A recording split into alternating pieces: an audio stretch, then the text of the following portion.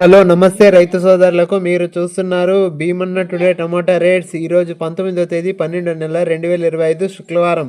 ఈరోజు మన మదనపల్లి టమాటా rates and stock ఈ వీడియోలో తెలియజేస్తాను. ఇక మదనపల్లి టమాటా స్టాక్ టీవీఎస్ మండీలో 10 నుంచి 5% తగ్గింది.